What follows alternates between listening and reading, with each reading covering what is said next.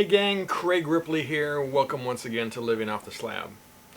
Now by now I'm sure most of you have seen the video on YouTube and the subsequent social media posts about the Harley Davidson Pan America adventure bike that has recently surfaced. And you've probably also read a lot of the really passionate responses that people have had, both good and bad. Now, of course, myself and my buddy Mario Orsini over at the Two-Wheeled Rider channel, we are motorcycle enthusiasts, so we naturally have opinions about this new bike.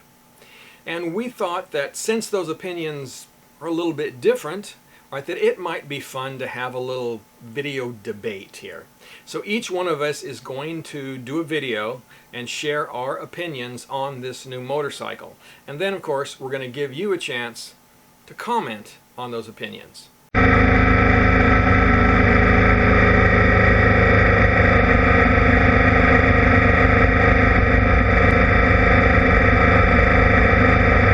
So after you finish watching this video, and of course clicking the like button, I want you to head over to Mario's channel, Two-Wheeled Rider, and watch his video. Right, and I will link to that video in the end credits of this one, and I'll also put a link to it in the description of this video. And of course, we invite you, as I said, to comment on both of those videos. But guys, please remember, this is motorcycling. It's supposed to be fun. Okay, so I'm just going to come right out and say it. I like this bike. And I know you're going to write in all caps and you're going to tell me what an idiot I am and that this is the fuggliest bike that you have ever seen. I get it. And I know that you're also going to tell me that Harley Davidson knows nothing about making an adventure bike. This is going to be nothing but another overpriced, underpowered motorcycle from Harley Davidson. Right? You're going to tell me that, look at the mirrors on the bike, they're rigid. Well, kind of like BMWs are. And also you're going to tell me that, look, they have turn signals in the handguards, again, kind of like Ducati does. Right? And also you're going to tell me that, well, the seat just looks really, really uncomfortable. Well, like just about everybody. I mean, does a manufacturer make a good stock seat? But being serious here for a minute, I know there are a lot of things that I have questions on about this bike.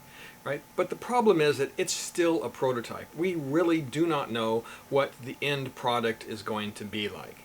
Right? So I think it's a little premature to start making a lot of judgments about this bike before we get a chance to actually see the finished product, right? Hear some reviews of people who get to ride it, and ultimately get to ride it ourselves.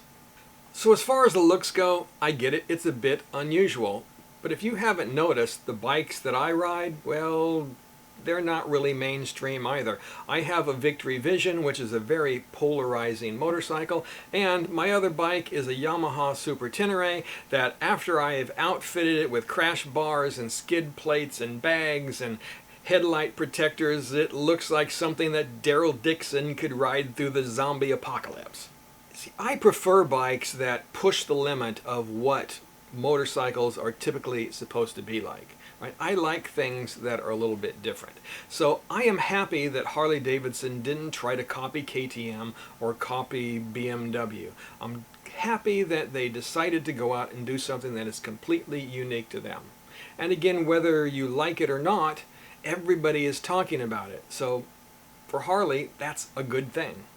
Besides, all adventure bikes are a little bit funky and strange, right? They all have their little quirks and things about them, but that's what makes them fun, right? The diversity of design is what is really cool about adventure bikes. For me, looks are just not that important. What is more important is how this bike performs and how it functions.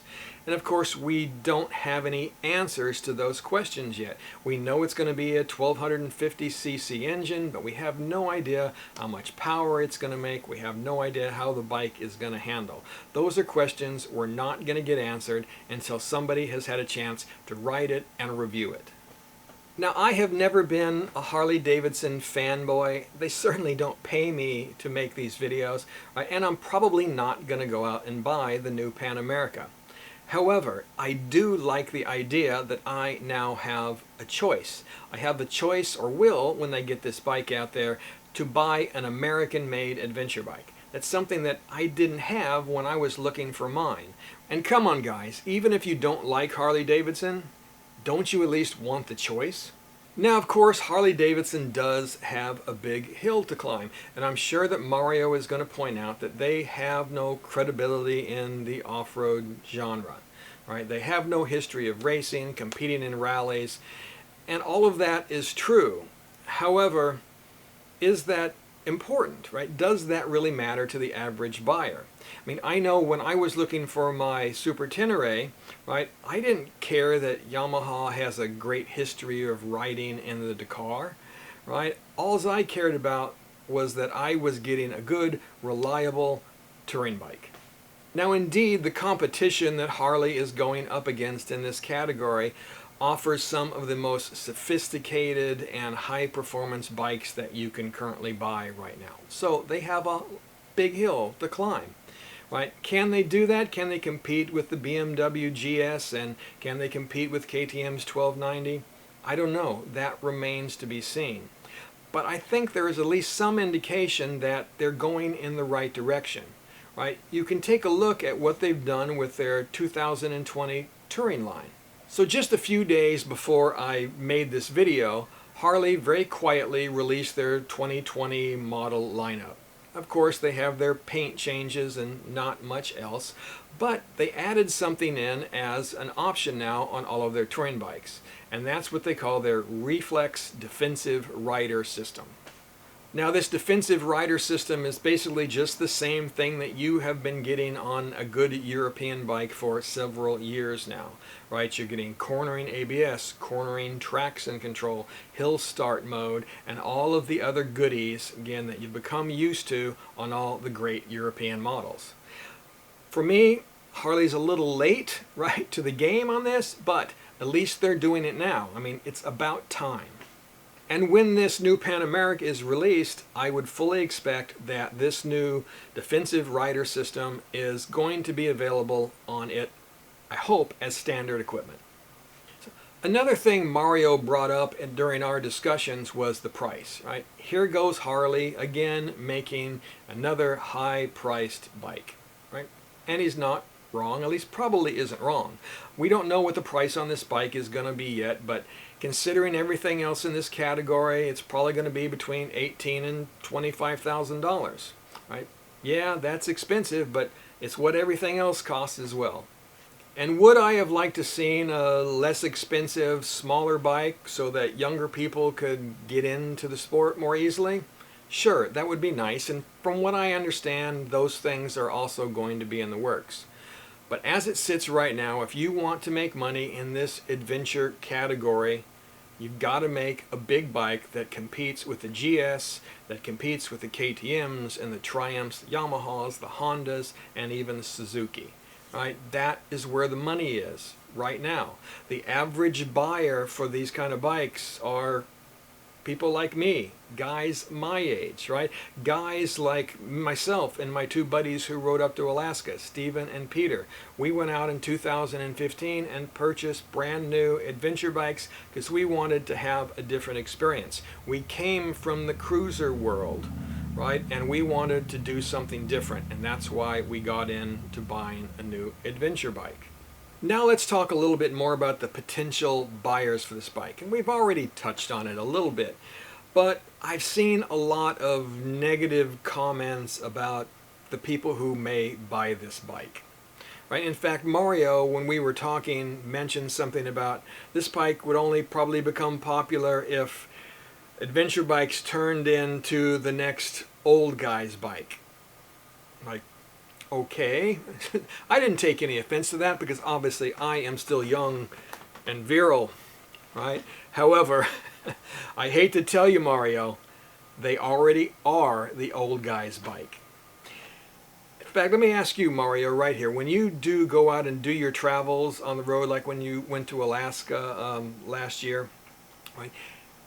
Who did you see out there on the road? Did you see a lot of young guys, 20, 30-year-old guys? Or did you see a lot more guys that look like me? Because I know when I'm out there on the road, like I did the 60-day trip this year, You know how many young people I saw out traveling when I went to the hotels or went to the campgrounds? Well, two. Right? Everybody else who was out there riding was my age. Now I heard one other comment as well about who's might be buying these bikes. And I heard this several times or read it several times that probably the only people who would be buying this bikes are some of the Harley faithful who now want to get an adventure bike. And that was meant as a cut, I think, but it left me scratching my little white chin here because I was thinking, how's that a bad thing? Right? I mean, think about it for a minute. Right? Roughly 30% of all of the motorcycles sold here in the United States are Harley Davidsons. 50% of all of the heavyweight bikes sold here in the country are Harley Davidsons. Right? That's a pretty big pool of potential customers to pull from. And let's talk accessories now for a minute. Right? Because this is another criticism that people have been making, that Harley guys just want to buy chrome and t-shirts. They really don't know what adventure riding is all about. And I'm like, seriously? Right? Adventure bike riders are criticizing people about buying accessories. I can tell you from my experience, I have spent a lot more money outfitting my Super Tenere and then buying other equipment that I needed to go out and do adventure riding than I ever have for my Victory Vision, and that includes performance upgrades I did to it. Right? And most of these products that you would want to buy for your bike come from small little companies, so the products end up being pretty darn expensive. The point is here that whether it be Harley Davidson or any other manufacturer, they really don't care what you were buying to accessorize your bike with. It can be chrome, it can be t-shirts, it can be protection for your adventure bike or GPSs or whatever it is that you want to buy. All they care about is that there is a pool of customers there who want to buy extra doodads and farkles for their bikes.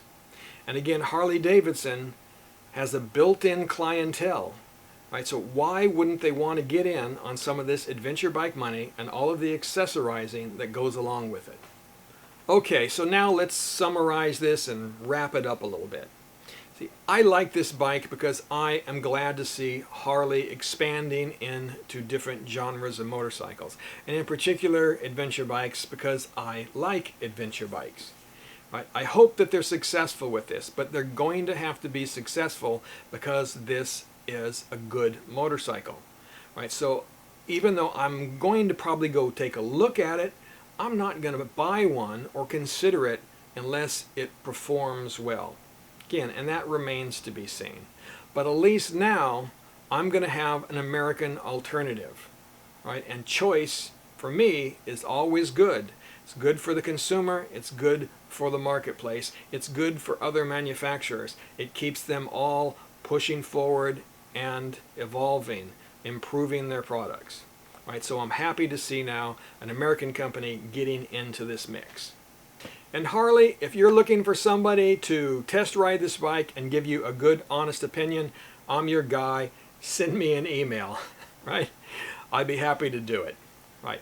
So other than that, I think we're going to close now, so please go over and watch Mario's video, see his rebuttal to what I have to say. Right, and again, you can do that by waiting for the end screen. I'll have a link there, or there will be a link down in the description of this video. So after I'm done here, well, I think I'm going to go up and pour myself a good glass of bourbon because I know Mario likes that. And so after he's done with his video, we can share a virtual glass of bourbon together. Because even though we disagree, we're still going to be friends and we're still going to be happy to go out and ride together. So, all right, guys, thanks a lot. And if you feel like supporting this channel, again, please take a look in the description for some ways that you can do that. All right, until next time, we'll see you on the road.